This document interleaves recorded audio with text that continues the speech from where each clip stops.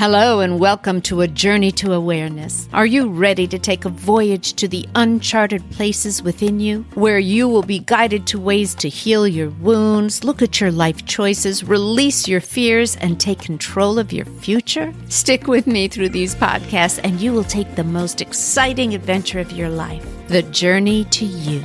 Let's go.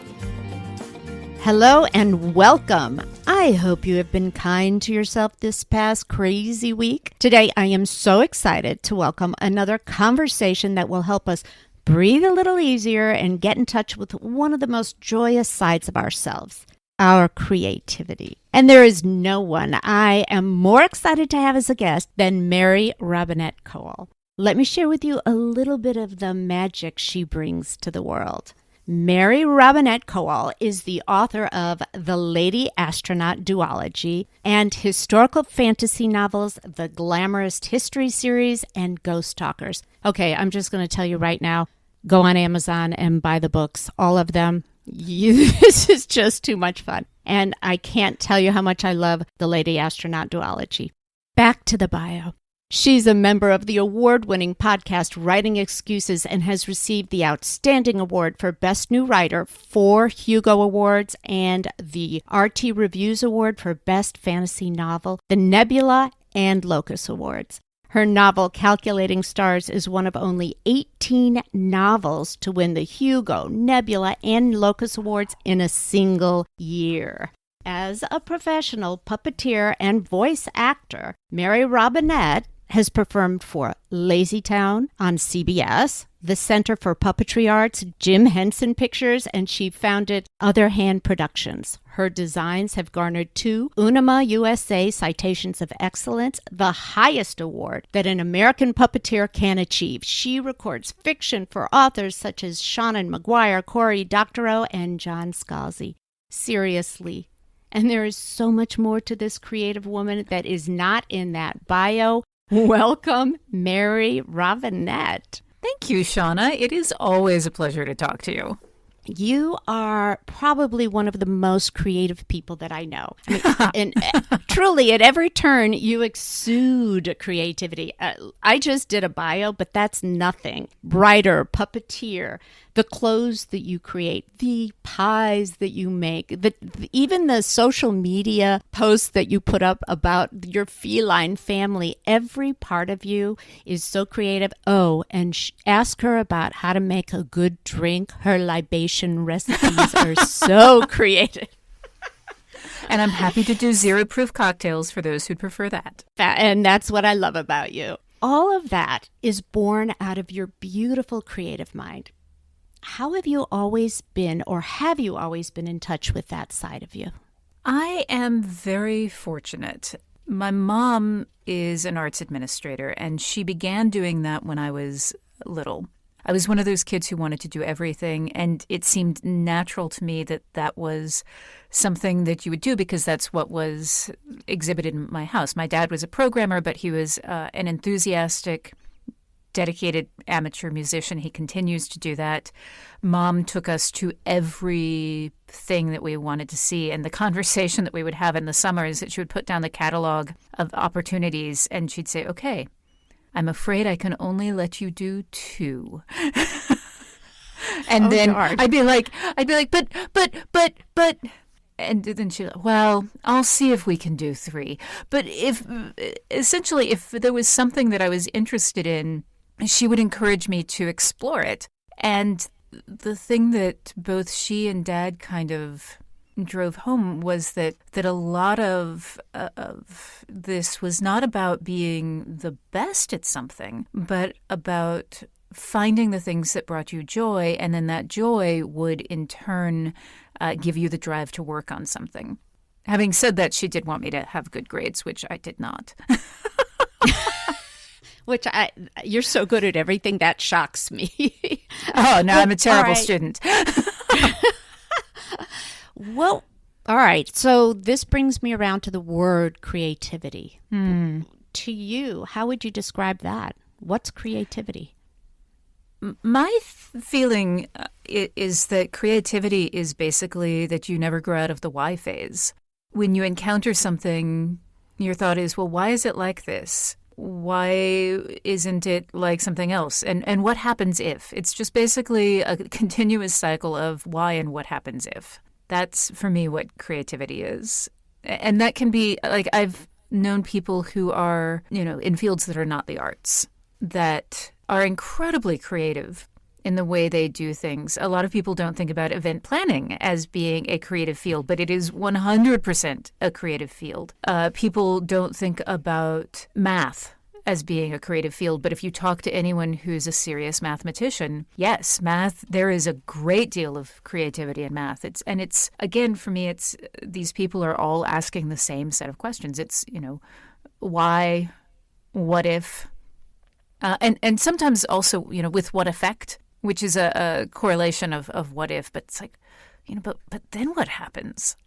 Well, and what I love about that, something that I believe, is that it's about thinking outside the box. So I agree with you 100% that you could be a mathematician with the most creative mind that's thinking outside the box in order to solve a problem, or an event planner who is being creative and thinking outside the box and looking at the space and figuring out how you're going to make it work. So I thoroughly agree with you. I believe everybody has the capability and has within them creativity, and it is a piece of our path in life to make sure we don't shut that down. So on that note, I'm bringing it around to the podcast name is A Journey to Awareness. How do you feel that the connection between creativity and our self-awareness comes into play? The hardest thing, I think, about being creative is learning to trust your own taste. That very often what happens to someone is that they see something that someone else has done, and they're impressed by it, they've been moved by it, and they want to do the same thing. And where they're confused, I think, is what they want to move someone the same way. And they think that to do that, they have to replicate what someone else did. And that's not creativity. It's a good way to learn. Let me be clear that, copying the masters is a super good way to learn. But really what you're responding to is someone else's taste, someone else's voice. And the thing that you have to bring to the table is your own taste. Like with writers, I have this conversation when I'm teaching. As a writer, they are very new and everything is, uncertain, and they're trying to work out the skills. And skills are different than taste. As a reader, they've been honing their taste for their entire lives. And so if they can learn to trust their taste as a reader and apply that to the skills that they are developing, then it's going to give them something that is specifically theirs to say. And that is going to be more compelling to another reader in the same way that they would find someone else's specific, unique voice compelling. Do you find that when you are working on a new book, that before you even begin, you're worried about what your agent, hi Seth, is going to say, or what you think your audience is expecting of you or your publisher? Yeah, absolutely. It's a really easy thing to do. And I have to say that when I'm saying that you have to trust your own taste, I am not actually telling people to ignore the audience, because that's an important component of communication. But the audience is not inherently part of creativity. So you can write something for yourself and be completely creative. Like, my husband plays guitar. He studied it in college, but he was briefly in a band, in high school, college, the thing that you do, and realized that for him, it's not about performing. That what he enjoys is the act itself of playing the guitar, and that as soon as an audience enters, he starts second-guessing himself, and a lot of the joy goes away. And I think that is true for a lot of people in a lot of different fields. But if you also take joy in that communication, like, there's a difference between being a writer and being an author. A writer is someone who writes, period. An author is someone who has written something and published it. Actually, specifically, an author is someone who has published something, because you can be an author and have someone else ghostwrite something for you. But an author is someone who's published something. So when you publish something, then that's when you are thinking about how you're communicating to someone else. But that doesn't mean that their taste has to override yours. That just means that you have to be clear in the way you're presenting the information to them, even if the information that you're presenting is something that's creative and designed to provoke an emotion. Mm-hmm. All right, so I have a question for you. The word creative spirit, I find, listen, I've been an actor for 1,000 years. When I was working with my company, the biggest energy high that I got was working with someone else. And we were doing comedy improv, and it was an amazing joining of our energy and feeding off of one another. But it has to start, I think, within your own energy. What kind of high do you get? And do you think that there's a physical energy or flow or high when you create? In an ideal world, yes. In an ideal world, like when everything is working in its perfect way, yes. But I also think that it is possible to create and to be creative without that rush. It's just no fun. So the reason I feel this is that when I was doing set design, I would just have to do the work, right? But there was also a point when I was writing when I was in the worst bout of depression that I had had as an adult. It's the time that made me finally go in and get diagnosed at the age of 45. And I, recognizing that I wasn't completing things and that I was having problems, I dumped every other deadline. I wrote to everyone and said, I'm not going to meet this. I'm going to have to shuck all of these things, except for one. And that was for a shared world anthology. So it was going to be difficult to replace already. But also the editor was a good friend of mine, and he had terminal cancer and had maybe 6 months left. And I was not going to do that to him. Just like that was just not an option. So I crafted my way through the story. And it was miserable, and I wrote very slowly, and it is entirely mechanically produced. But at the end of the day, you can't tell that I didn't enjoy it. I was still creative because I was still digging in, but I was not writing from a place of joy. And so my general feeling is that unless there's a really compelling reason, that if you are not creating from a place of joy, that it's okay to stop until that place of joy is there. Because honestly, there are very few creative fields where you get paid enough to do it if you are not working, if that joy isn't there. But what's interesting about that is you have to be pretty self-aware and in touch with yourself to realize that it is work and not joy at that moment. And I think that is one of the big challenges for people when they are not. The podcast is all about self-awareness, and I keep trying to help people understand that we need self-awareness in every part of our life. Yeah, the self-awareness to know that something is not joyful is incredibly important. But the thing that I realized that I should have said was that if you are not dealing with depression or something else, that it's also an incredibly powerful tool for telling when something isn't working in the process. It's an incredibly powerful tool for making yourself better at something, because what I find is that the other times that I'm like, oh, this isn't right, that is the part of my brain that has spent its entire lifetime honing its taste, communicating to the part of my brain that has the skill.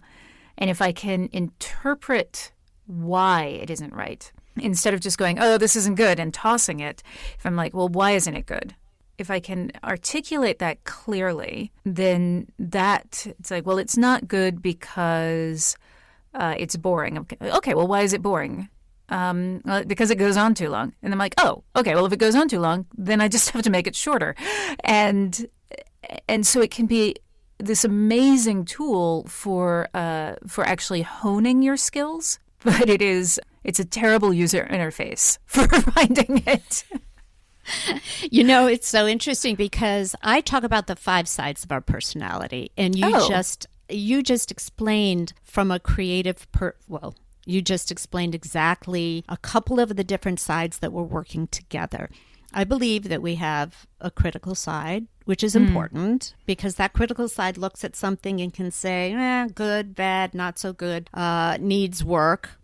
a nurturing side that says, oh, come on, you can go, keep writing, keep doing it, just power through. A logical side, which is the side that you were just talking about logically. All right, let me think about that for a moment. So you're putting aside the judgment or the woo-hoo and actually looking at the logical side. The other two sides are hugely important, I believe, in our creative spirit. And one of them is called the creative child. So it's the rebellious child, creative child. It's the same thing. It's the side that can rock the boat for change, think outside the box, action with no fear of consequences. Yeah. Which is so much around creativity. It's a whole nother world when your creative child goes overboard. It's for another conversation. And then that is I don't care about what the hell I'm doing. I'm getting drunk tonight and not writing at all. And then there is the adaptive child that says, oh yeah, anything you say. That's a side that you have to use with your publishers and when you think you need to take their advice, editors, friends, anyone who you want to hear something and take in their information. But what you just said, which I loved, was how you combined all of those different sides together. Well, I mean, so this is as I stumbled my way through this sentence, there's this thing that one of my mentors, George Latshaw, said. He was a puppeteer, and he also worked in more conventional theater as well. And we were working on a show that was a mix of live actor and puppets. And he said that all of his in life, he'd stood with one foot in human theater and one foot in puppet theater, and that what he'd always wanted was to stand with both feet under him. And I think that is true for kind of everything that we approach, that there are... I've also felt like that we all have facets of ourselves, and that the people with whom we click the most are the ones to whom we can present all of the facets. And, you know, what you're saying about the five facets, that I'm just like, yes, that makes complete sense. Can I toss another thing at you that I think? Of course. So when we're writing about characters, we talk about the character arc, the journey of self-discovery, and it usually begins because there is some aspect of self that you are unhappy with. And I think that there are 4 basic aspects of self that people want to change. There's ability, the things that we are capable of or not capable of. There's the role, and those are typically jobs like teacher, lawyer, and those are defined by the tasks that we do, the things we're responsible for. Then there's relationships, which are defined by people that we are loyal to, so mother, wife. And then there's status, which is defined by power or where we stand in a hierarchy or class. And that those aspects of self tend to be the things that both give us power and also where we feel powerless. They're the things that we want to change. They're the places that we often feel like there's a hole or a gap. And everybody has one of those that kind of is the one that they feel the least secure in, which then is the one that drives them often, because it is the one that they're trying to constantly feed. So I'm listening to this, and I just wrote these down. I'll put them up on the Facebook page because this is fascinating to me. This is an entire podcast that I think you and I should have at another time because I'm looking at this and thinking, when someone walks into my office, what are the challenges that they have? Identity. Oftentimes women in divorce, men in divorce, their roles, their identity. I so much try to ask people to say, I want to hear what you think your identity is and how you are presenting yourself to the world. But then you get into the status side of that and the roles, the relationship, all of this that constantly changes. And I can see that people's challenges are always changing and their growth opportunity is always changing. The ability, the first step, I think, to all of it is around being willing to learn. Yeah. I think that is absolutely it. There's so we've been talking about creativity, and I'm gonna talk about talent, which is not the same, but they are closely linked. So I think that talent is very simply the ability to recognize a mistake and correct it. And that people who are more talented recognize and correct faster than people who are less talented. But that just the fact that you have to take longer to do a correction does not mean that you are untalented. It's just that you're a slower talent. Like some people are fast talents, some people are slow talents, but the talent is still there as long as you're able to recognize a mistake and correct it. And the only way you can correct it is by learning. Absolutely. And the only way you can recognize it is to be willing to let your ego down, your own, and use clear judgment, but in a non-defensive way so that you can look at yourself or look at your creation and see that it needs tweaking or change. Yeah. So I have a question for you because you write these amazing fantasies. Do you find that you have more freedom in that world of creating because there are less rules? No. No. Because there still has to be logical causal chains in order for the reader to follow the story clearly. It doesn't mean that I have to define every single thing, but if I don't have at least some framework, it becomes difficult for the reader to follow the story. So, like if you think about Cinderella, there are very few rules of magic in there, except for the one that affects the plot, which is you have to be home by midnight. And that's very, very clear. Like everything else they can just kind of make up and go loosey-goosey with. Like, why is the pumpkin the thing that gets turned into a carriage? I don't know. But there you go. But you have to be home at midnight. That is... Like the story would not change an iota if you had turned a bowl into the carriage. But midnight? Absolutely. So the thing is that when you're doing fantasy, anything that touches the plot has to be clear enough that the reader can follow it. Okay, that makes absolute sense. And that's why I've read many books that I've put down halfway through. Yeah. The frustration that, this is not tracking properly and it's driving me crazy, which has never happened with any of your books. That's very kind. Wait till I send you the one that's set on a cruise ship. Then you'll be like, what? No. I can't wait. Mary Robinette and I met on a cruise ship doing a steampunk cruise. And one of the most exciting collaborations that I am lucky enough to do is her writing excuses retreats at sea. And I'm hoping you can tell everybody about that. I'm hoping you can tell them about the Writing Excuses podcast. And before we get into telling too much about that, I want to talk to you about the piece of that that's collaborating with the three guys and what that is like. Tell us first about the podcast and then that collaboration.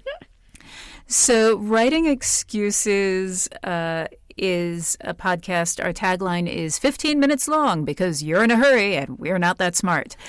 And it is a podcast in which we take a different aspect of the craft of writing and dig into it each week. Sometimes it's the business of writing, but we just dig in. And it's, we are, season 14. I joined in season 6. So the guys were already in process when I joined. And it's been interesting. It's been an interesting journey with them. So it's Brandon Sanderson, Dan Wells, and Howard Taylor. And a couple of years ago, we started adding season-long guest hosts because we wanted to make sure that there were more voices being heard and more perspectives and experiences. But the process is that at the beginning, before the season starts, we sit down and we talk about, kind of things that we're thinking about. And typically the podcast is actually driven by stuff that we are struggling with and then how to explain that to people. And, the more we struggle, the more we have to think about it, the more we try to explain it, the better understanding we have of it, which makes us better writers. So a lot of it is just us sitting down and going, well, what are we having trouble with right now? And then building a season from that. What I find so beautiful about your podcast actually stems from that. It's you guys are so egoless, and you come on and want to share everything from your heart and soul with your listeners.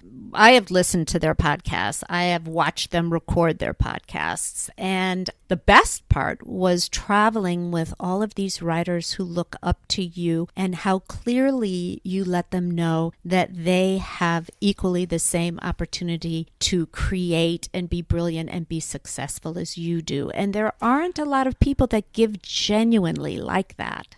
I think that there are all of the people that I hang out with, but I'm very selective. All of the people that I hang out with do that. And I think that if you don't, I'm sure there are there are various reasons for that. Some people don't because they just don't have the energy. Because they're introverts, and that's a different animal. But the thing that is very clear to me is that all of the writers who come on the Writing Excuses cruise are me 5-10 years ago, and so it's just that they're my peers. I'm just at a different point in the career path, and I got where I am because people were generous to me. So how can I not turn around and do the same thing to be generous to essentially my younger self? Like that's how I always feel when I'm teaching. It's like this is material that I wish that someone had told me, or sometimes this is material that someone told me. And part of what makes me a better writer is passing it on, and that helps me unpack things. But it's also just it's just decent human behavior. That says a lot nowadays. I know. Sobs into microphone. As we are recording this the day before the election. It's all fine. Nothing is on fire. Everything is fine. That is correct. La, la, la. That is correct. I believe. What would you tell someone who says they're not creative? I have had this conversation with people. I would tell them they probably are, but that they have not been given a reason or an excuse to exercise it. And that many of the things that they do that are creative have not been recognized as such. That if they want to be creative, that it really is just why and then what if. Sometimes I will tell people, next time you leave the house, turn the other direction. Just make one change. Like when you're trying to be creative, it's not about making a bajillion changes. It's usually just one change and then following the ripple effects of that. All right, what all of you cannot see is the fact that I am sitting here just shaking my head. Yes. She's doing so much nodding. It makes me happy. It's like, oh, good. This is the right thing to say then. Absolutely. I'm trying not to talk over you, but I'm like, yes.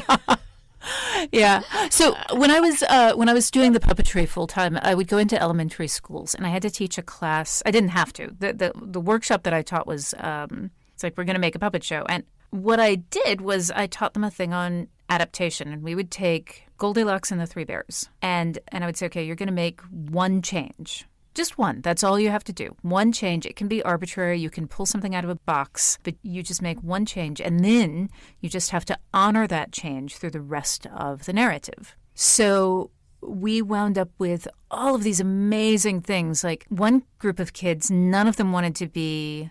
Oh, sorry. I did do it with the three little pigs for a little while, but with the Three Little Pigs, none of the kids wanted to be the big bad wolf. Like none of them wanted to be the big bad wolf. And so this one group, I said, okay, well, that's fine if none of you want to be the big bad wolf. But the houses, what do we know about the story? That the houses fall down and that the pigs rebuild them and one of them builds a better house than the others. Those are the things we know. What else can knock a house down? So they came up with the Three Little Pigs and the Big Bad Tornado. And it was this charming little story of a tiny town of pigs coming together in the face of a disaster. And they honored that and followed it all the way through. Another group with Goldilocks turned it into Goldilocks and the Three Giants. And Goldilocks walks into the house and says, "Oh, I want to sit down, but this chair is too big. And this chair is too big. And this chair is too big. I'd like to eat some porridge, but this spoon is too big. And this spoon is too..." Everything was just too big. It was like the most hilarious Dadaist rendition of Goldilocks I have ever seen in my life. But it starts with just one change. So I think that if you think that you're not creative, start with just one change. Is there a batch of cookies that you bake every time? Make one change to that recipe. One change. I love that. I won't cook, but I'll tell Bert that. No, he does that all the time. That's what he does. He is the chef galore. And that, I think, is why I'm afraid to cook also, because I have to follow a recipe and I am not creative in that. So I love the idea that in order to create, from what I'm hearing, it's whatever you're doing, if you're willing to make a change in there, all of a sudden you're using your creative spirit. All of a sudden you're letting go, like I was saying, of the rules, and you're thinking outside the box, and you're not following a linear progression, and that gives you the ability to create. Mary Robinette, you and I could talk forever. Can you please... Yes. And I just love this so much. Can you tell our listeners where to find Writing Excuses? Can you mention the cruise? Yes. And where the books and the new book, and just where can they find you? Where can they dig deep into Mary Robinette Kowal? Thank you, Shauna, for that lovely plug. So the website for the Writing Excuses is very simple, writingexcuses.com. You can also find out information about the cruise. We are planning to cruise again in 2021 in September. Praying. Yeah, if we aren't, there are problems. Yesterday, they just opened up the CDC that we can start cruising again. So I am looking forward to next September so much. It's a week with writers and a different beautiful spot outside your window every day. So that's Writing Excuses. And then for me, you just do my entire very long name, MaryRobinetteKowal.com, and that has links to where you can find me on Twitter and Instagram and all of the rest. And it's so much fun to follow her on Twitter and Instagram and Facebook. Just to see her kittens will melt your day. I was honestly expecting one of them to make a vocal appearance. You could not tell this, dear listeners, but during the podcast, both of them came into the booth twice, but they just looked at me. Well, and thank you very much. I have my 4 animals locked outside. Bert's got the 2 dogs in the room, and normally Pirate is pushing and pushing and pushing at the doors. I can't tell you, thank you so much, Mary Robinette. You are a light of energy, of joy in this world, and I thank you for being with us today. You are one of my favorite people, Shauna, and I will show up anytime you ask me to. Next week, we'll be back. Everybody, what I want you to do is send in questions for me to share with Mary Robinette. She is an amazing soul, and we are so lucky to have had her here. I want to leave all of our listeners with this idea. Creativity is within all of you. You touch it every time you let go of all of your preconceptions, boundaries, limitations, judgments in your mind and soul. It's when you think outside of the known to create the unknown. Thank you for being with us today. Please be good to yourselves. Let your creative spirit fly. Embrace it with no judgment and share it with the world. Thank you for letting me into your life today, and I look forward to popping back in again next week. Thank you for joining me today on the Journey to Awareness podcast. My hope is that you leave this podcast inspired, fired up, and ready to take that next step on the magical journey of self-awareness. And then you come back and join us again. Oh, and if you can do me a quick favor and please leave me a 5-star review over on iTunes. I gain so much from reading the reviews and getting feedback from my listeners. Thanks again for spending your time with me today. Be sure to visit me on my Facebook page, Working on Me, and on my website, workingonme.com, for past episodes and insight into the fabulous journey to you.